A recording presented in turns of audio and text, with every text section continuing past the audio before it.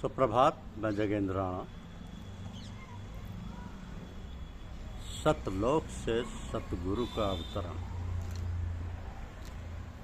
सतलोक से सतगुरु का अवतरण, यह हमारी आज की आध्यात्मिक चर्चा का विषय। सतगुरु सतलोक से अवतरित होते हैं। सतपुरुष और सतगुरु एक ही है। सतपुरुष सतलोक में शब्द एवं प्रकाश के रूप में प्रतिष्ठित रहते हैं।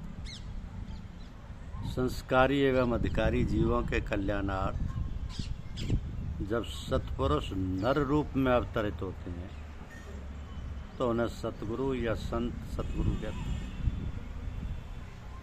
लाभ औरों को भी मिल जाता है, लेकिन इन हंसों एवं परमहंसों की तड़प की पूर्ति के लिए ही सतगुरु आते हैं। तो सतगुरु शब्द एवं प्रकाश रूपी भंडार में रहते हैं। मनुष्य के सूक्ष्म शरीर में 3 नाड़ियां हैं। दाईं तरफ पिंगला नाड़ी, बाईं तरफ इंगला नाड़ी और मध्य में सुषुम्ना नाड़ी। तो संत मत में सुषुम्ना नाड़ी के द्वारा शिष्यों की सूरत को ऊपर चढ़ाने की विधि है। इस सुषुम्ना नाड़ी के अंदर पार ब्रह्मांड शरीर से जो चैतन्य शक्ति की धारा अवतरित होती है उसको सूरत कहते हैं। तो शिष्य की सूरत पिंड शरीर के अंदर प्रवेश करती है। जो सतगुरु की दया से मन को अपना मित्र बनाकर सूरत शब्द को पकड़ती हुई जब ऊपर चलती है तो सूरत का मुख ऊपर शब्द की ओर रहता है। जो शिष्य को गुरुमुख कहते हैं। तो शिष्य को गुरुमुख कहते हैं। अर्थात जिस शिष्य की सूरत का मुख शब्द गुरु की ओर होता वही और केवल वही गुरुमुख कहे जाने योग्य है। अब गुरुमुख में भी श्रेणियां। कोई साधक सहस्त्रदल कमल में है, वो सहस्त्रदल कमल का गुरुमुख शिष्य है। कोई त्रिकुटी में है, वो त्रिकुटी का गुरुमुख शिष्य है। कोई साधक शून्य एवं महाशून्य में पहुंचा, वो शून्य एवं महाशून्य का गुरुमुख शिष्य है। मानसरोवर के निचले सतह पर पहुंची हुई सूरतों को हंस कहते हैं। मानसरोवर की ऊपरी सतह पर पहुंची हुई सूरतों को परमहंस कहते हैं। तो परम भाग्यशाली हैं। इसके ऊपर सतलोक है। इन परम भाग्यशाली प्यारे गुरुमुख शिष्यों की अगवानी करने के लिए सतलोक से सतपुरुष आगे बढ़ते हैं और इन परम भाग्यशाली शिष्यों को अपने लोक में ले जाते हैं। इस प्रकार गुरुमुख शिष्यों की भी श्रेणी है। सब गुरुमुख एक ही श्रेणी के नहीं। फिर आते हैं मनमुख। तो सतगुरु से नामदान लेकर शिष्य का परम कर्तव्य हो जाता है कि लगन से सूरत शब्द योग की कमाई में लग जाए और सतगुरु के चरणों में लगा रहे। जो शिष्य कमाई करता है वो शनै शनै ऊपर चढ़ता जाएगा और एक दिन सतगुरु के कमलवत चरणों में प्रवेश पा जाएगा। लेकिन जिसने सतगुरु से नामदान तो लिया परंतु कमाई नहीं, वो अधोगति में ही पिंड शरीर में पड़ा रहेगा। वह सुख दुख के जाल में पड़ा रहेगा। वो केवल नाम का फर्जी गुरुमुख है, काम का नहीं। जिस मनुष्य के सूरत का मुख मन की ओर है वह मनमुखी है। चाहे मनमुखी शिष्य कहा जाए या मनमुखी मनुष्य, वह गुरुमुख शिष्य तो है ही नहीं। मनमुखी केवल भौतिक सुख स्वाद के लिए सब गलत सही कर्म करते रहते हैं और अपने किए का फल भोगते हैं और अधोगति में जन्म मरण के दुस्सह दुख में पड़े रहते हैं।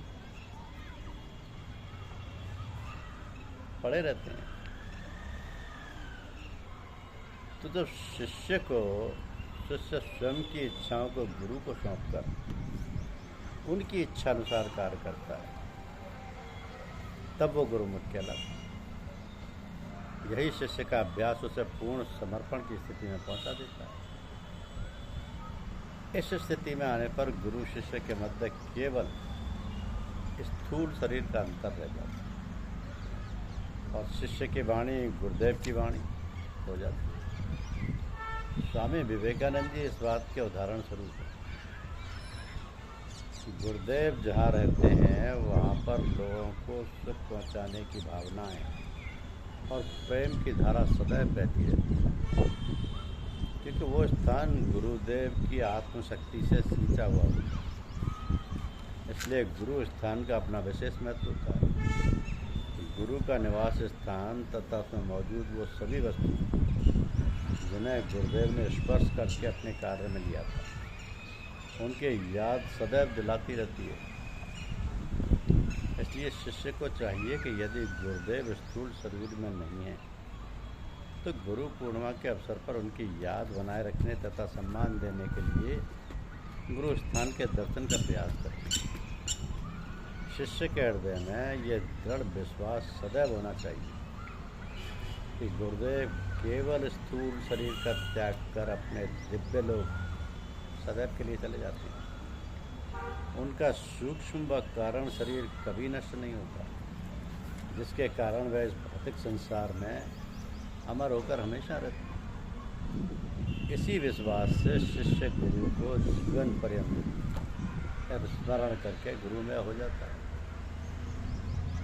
कुछ उदाहरणों के अनुसार गुरुदेव स्थूल शरीर को त्यागने के उपरांत सूक्ष्म व कारण शरीर के द्वारा अपने शिष्यों को आत्मज्ञान जैसे दीक्षित करना, इजाज़त देना आदि प्रदान करते हैं।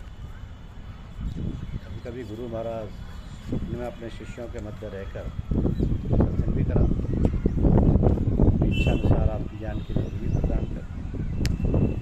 तो इसके कारण ये है कि स्वप्न की स्थिति में शिष्य के हृदय में किसी भी प्रकार की माया का प्रभाव नहीं होता है और हृदय पूर्ण रूप से खाली होता है। ऐसे हृदय में दिया गया ज्ञान भी पवित्र और स्थायी होता है। ऐसी कुछ घटनाएं हमारे पूज्य संतों ने शरीर में रहते हुए बताई। ये सत्संग समाज की विडंबना है कि जीव गुरुदेव की कृपा प्राप्त होने के पश्चात अपने अहम को नहीं छोड़ पाता। वो और उसका परिवार केवल मैं के अधीन रहकर जीवन व्यतीत करते हैं, अर्थात शिष्य का जीवन मैं की बुराई में सदैव बना रहता है। अब ईश्वर के सामने वो मेरा परिवार, मेरा बच्चा, मेरी माँ, मेरा मकान आदि भावों से ही रक्षा की प्रार्थना करता है, जबकि वो जानता है कि एक समय कोई भी उसका नहीं होगा। यही राग द्वेष का भी कारण है।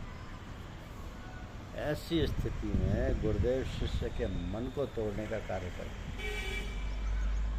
कभी कभी क्रोध दर्शाकर सामाजिक रूप से उसके अहम पर चोट करके अपमान की स्थिति भी उत्पन्न कर देते हैं, ताकि वह अहम में मैं को त्याग कर सेवक की भांति व्यवहार बना सके। एक संत ने अपने शिष्यों की परीक्षा लेने का विचार किया। उनके कई शिष्य थे, कुछ में एक दूसरे के प्रति द्वेष की भावनाएं भी थी। तो लोग प्राय एक दूसरे को नीचा दिखाने का प्रयत्न किया करते थे। ये बात गुरुदेव के संज्ञान में थी। उन्होंने एक शिष्य को अपने पास बुलाया जो समझता था कि वही गुरु का सबसे प्रिय और सेवा करने वाला शिष्य है। गुरुदेव ने कहा, तुम मुझे बहुत प्रिय हो, तो मैं तुम्हें अपनी गद्दी सौंपना चाहता हूँ। क्या तुम मेरा ये कार्य करोगे? शिष्य ने कहा, आपकी बात हो चुका, लेकिन मेरे गुरु भाई मुझसे ईर्ष्या रखते हैं और वो मुझे आपका कार्य करने में बाधा पहुँचाएंगे। हाँ, तो आप उन्हें अपने पास से हटा दीजिए, तभी मैं आपका कार्य कर सकूँ। इसी प्रकार दूसरे शिष्य को बुलाकर यही बात कही, उसने भी लगभग वही उत्तर दिया। अब गुरुदेव ने तीसरे शिष्य को बुलाकर यही बात कही। ये शिष्य गुरु की आज्ञानुसार कार्य करता था और परिणाम गुरु महाराज पर छोड़ देता था। तो उसने गुरुदेव के प्रश्न को सुना और शीश झुकाकर कहा, प्रभु आपकी आज्ञा का मैं पालन करूँगा तथा आपका कार्य समझकर अपने कर्तव्य का निर्वाह करूँगा। आप अपनी दया कृपा बनाए रखें। उसने पुनः विनम्रतापूर्वक गुरुदेव से आग्रह किया और कहा कि आपसे निवेदन है कि आप मेरे मन में राग द्वेष की भावनाओं को ना आने दें। गुरुदेव अपने शिष्य के उत्तर से अत्यंत प्रभावित हुए और कहा कि शिष्य का धर्म केवल गुरु की आज्ञा के अनुकूल कार्य करना